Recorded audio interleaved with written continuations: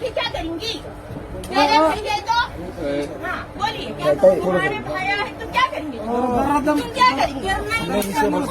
क्या करना क्या? मैंने इसके बाद जो तमाशा किया वही मैंने आपके कास्ट के सर को वीडियो डाला। बंद पड़े ना, वंदे मातरम बोलना पड़ेगा। बोलिए। आपको किसी ने आके फोर्स किया?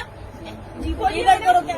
आपको किसी ने फोर्स किया? क्या कर रहे हैं आप लोग? इस मिट्टी का खा के इस मिट्टी में रहना पड़ेगा। आपके पास कोई पर्सनली आया आपको बोलने के लिए? पास तो पर्सनली आया, अगर बोला भी होगा तो आपको पर्सनली नहीं बोला है।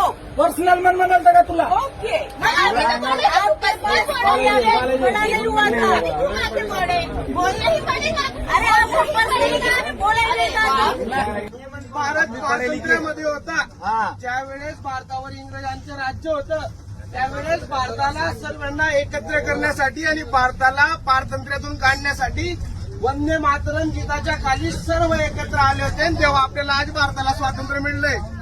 आज जर महिला ट्रेनमध्ये प्रवास करत असतील, आज जर आपण इथं व्हिडिओ काढतोय, आज जर आपण इथं मोबाईल वापरतोय, कशामुळे वापरतोय तर आपल्या पूर्वजांनी सुनलो पहिले.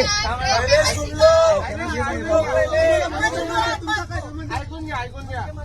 तर त्यावेळेस वंदे मातरम गीत त्याच्यासाठी होतं, तर भारताला स्वातंत्र्य मिळवून देण्यासाठी होतं. आणि आज आपण वंदे मातरम गीतासाठी मोठं प्रमाण करतोय. त्या ठिकाणी एखादी महिला जे वंदे मातरमचा विरोध करते, जो वंदे मातरमला असं पात्र धार्मिक गोष्ट आहे म्हणजे हिच्यापेक्षा दुसरी घटना कोणतीच नाही. म्हणजे ह्याचा अर्थ असा आहे की त्या महिलेच्या मनामध्ये कितीपट नफरत भरली आहे देशाप्रती. त्या महिलेला देशाप्रतीची नफरत पुढे दिसते. त्याच्या विरुद्ध कारवाई करायचं काम कोण केलं पाहिजे? कोण